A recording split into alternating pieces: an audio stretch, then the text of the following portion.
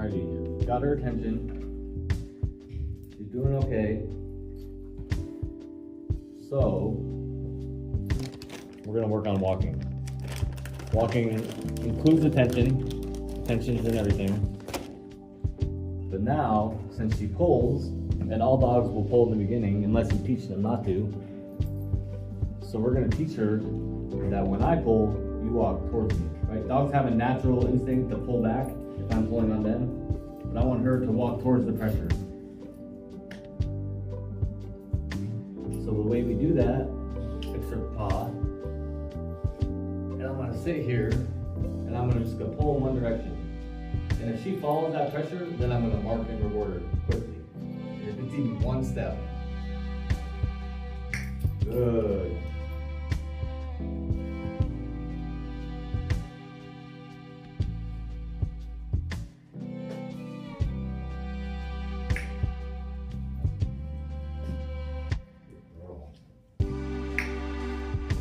We're just gonna get her learning to walk towards the pressure. So right here, I'm not pulling, right? So it's right before the pull. So keep enough pressure that if she pulls, it's gonna pull. But if she stops, it's just pressure. And if she walks towards the pressure, she gets the reward. So I've been getting about 2 steps, and so I'm gonna go for 3. And I'm also gonna switch directions. So you can either go forward, backwards, or side to side. You can never go up because a dog cannot fly, they cannot go up. So just like this, right? This is a good one. Good. Pressure. Not letting her sit, we're working pressure, right? So I know. So she doesn't quite know what I want, right?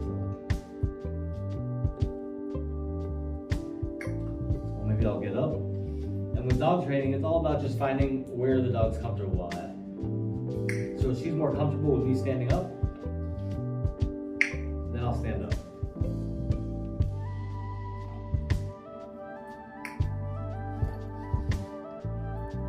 Good girl. And so now if you think about it, when she pulls and I pull back, she's gonna learn that if she steps backwards, she's gonna get a reward. Same with forward. I don't want them to dig their heels in, I want them to walk calmly forward. Good. And the reason we do this is because we're going to switch over to using kibble to lower her into positions. But I want her to understand that this will also be an option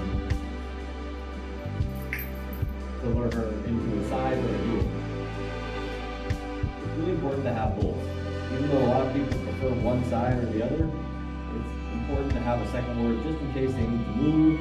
If you see a dog over here, you can tell them heel, and they'll come around this side. If you see a dog over here, you can tell them side, and they'll flip around and go over here. So it's important to have both. Right? A lot of people want to walk on one side, but you can teach both, and it's not going to hurt. So the way you teach it, right? You start out with that leash cue. I showed you how to kind of wrap her around. So the way I do it, I'll show you from this side.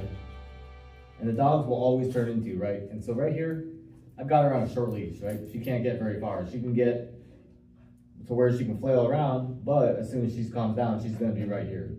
So I'd say I got about almost a foot, a little over a foot of leash that I'm giving her. So I wanna walk, eventually I wanna walk with my leash on the opposite side of her, where she's just walking calmly. Again, I short leash her.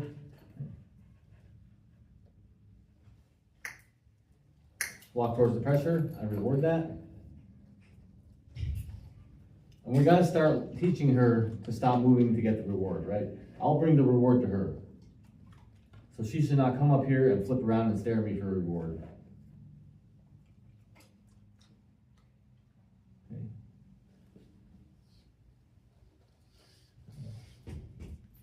So we teach her side, right? And I just use a piece of kibble to kind of lure her into it. It's like follow a kibble, right? Because eventually that kibble's gonna go away and it's gonna be follow the finger. So we've got our kibble, and we want to keep it between our 2 fingers because it's going to switch to follow the finger. So if we have a piece of kibble in our hand, they're not looking up here, they're looking in here. But if we hold it right here, then they're seeing this finger, and eventually the kibble's going to go away, and we're going to be able to use this finger to control where she goes. So in the beginning, it's big steps backwards because they don't know where to go. So you've got to take a big roundabout, bring her the scenic way, and bring her back into place. So you're going to use your left leg if you're using this side, or you're going to use your right leg. But you got to take a big step back. So they're going to be on your side. It's almost like a barrier. They're going to turn into you. They always turn into you, and they line up in the correct position. So I've got to take my right foot, because she's on my right side. I'm going to take a big step back and bring her around with the kibble, and I'm going to flip her into me, and I'm going to step forward, and she's going to stop right here. And I'm going to mark her reward. And I'm going to keep rewarding her because she's standing right here nice and calm. And this is going to be great for walking. This is going to translate into beautiful walking because she knows that this position is where she gets treats. Right? Up here, she gets short leash, she gets no jumps, right? Jumping and pulling, that's all a reward for her. She's not doing it because she wants to be difficult. She's doing it because it's fun for her and she wants to be rewarded. So getting rewarded is petting her, telling, even just telling her off, off, off. That's a reward because she doesn't understand what off means. All she understands is that now you've got like this, you're doing this, and it amps her up. So it's really, really important. If you want her to stop, you just say stop or don't, and you can short leash her until she calms down. And it's all about patience, right? They're gonna give in before you, even if it seems like they won't. That's where your patience comes in. So she's coming around for the snack. I don't want her there. I want her right next to me. Oh.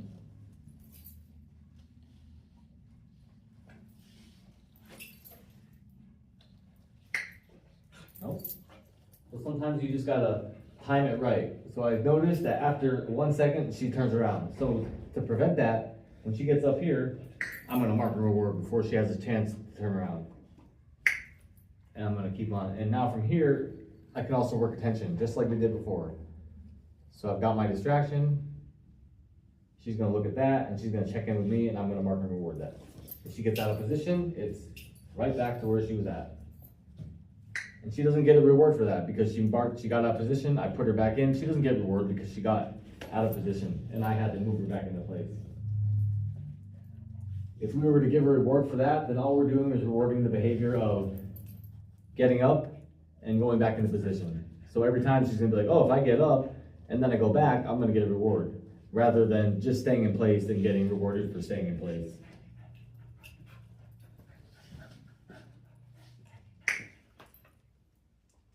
We're not expecting perfection. We do just want to let her know that her time is over and she needs to respect whoever's training her. They learn quickly, so they're creatures of habit, and they want treats. Food is so important to them. If they want it, then they're gonna figure out, what did I do last time? Where did I hear that click? And I'm gonna do that again.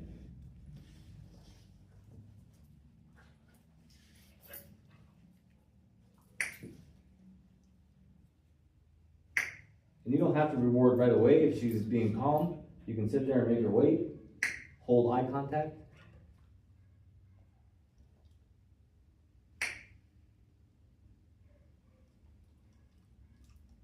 We can move forward a little bit. And this is the same position. Now we go to the other side, right? So it's gonna look like this. And again, it's a big step backwards, right? So I'll show you again. I'm gonna spin her into me. So when I say into me, she's gonna turn into me instead of going that way. So we're gonna go without kibble. And I'm just gonna take a big step backwards again. Turn into me.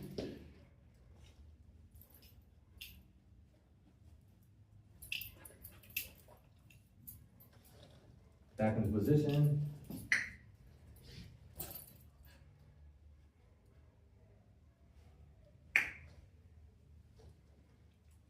So right here, you want to make sure that you don't cross feed like I just did. So when you do this, a dog is more likely to move across your body. But if I have treats in this hand, which is important, I have treats, I can also have a short leash if I need to, because I want to be able to walk like this. So my treats are going to be in this hand, and I'm going to reward her quickly for staying in place. I want you to stand. So quickly feed her, right? Quickly, and just feed her until she really understands that kibble's coming.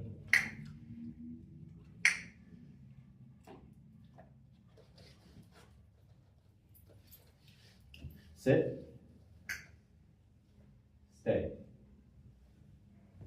Good girl. Stay.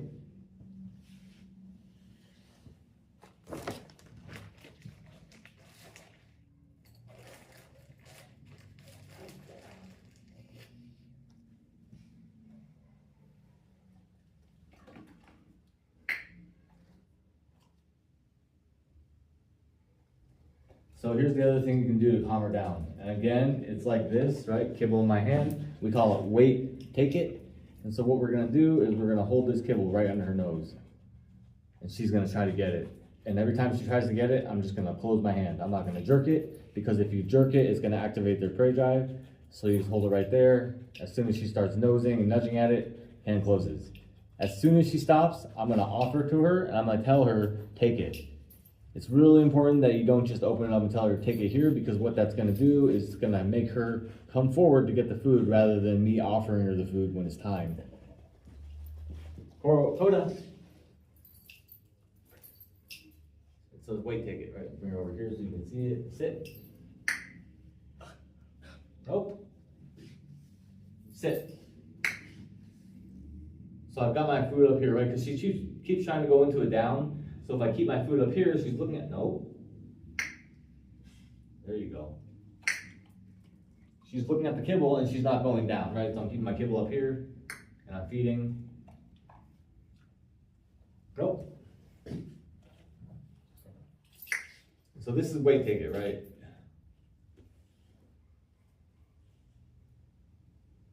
As soon as she waits and looks at it,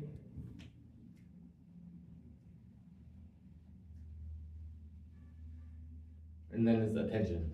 And this is gonna turn into leave it.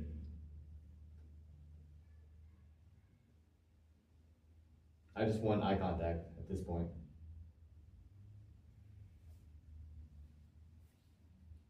And you notice I'm not cheating and raising my hand, right? You can, but you have to be really careful with it. Because if you do it for her, she's not gonna learn how to do it.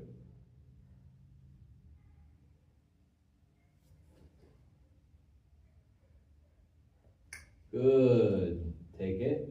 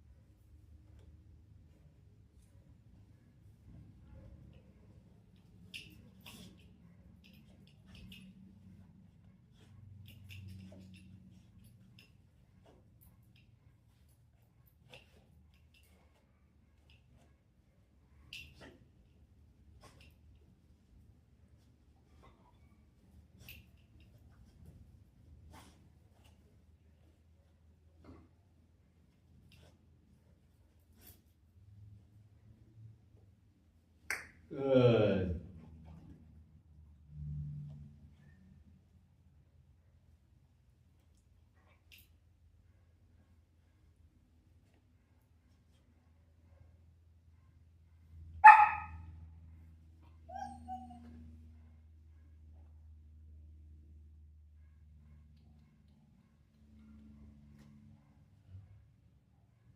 Good girl. That's it.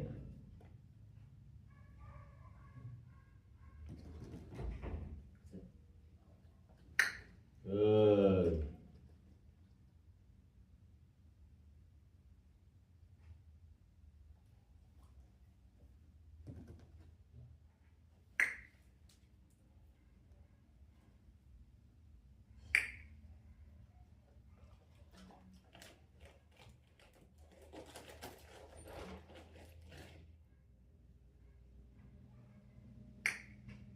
Wait. Wait.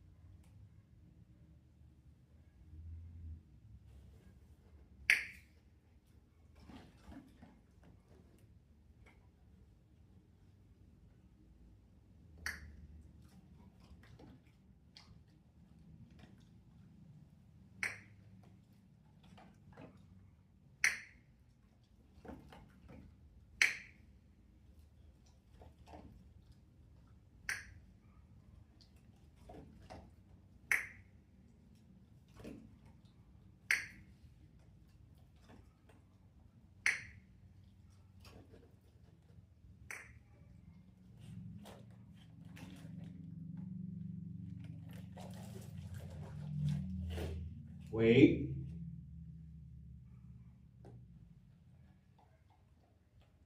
Wait. Take it. Good girls. Now we got attention. I really want our teacher to pay attention. So even though there's this huge distraction of all this food, I still want her to stop and look at me.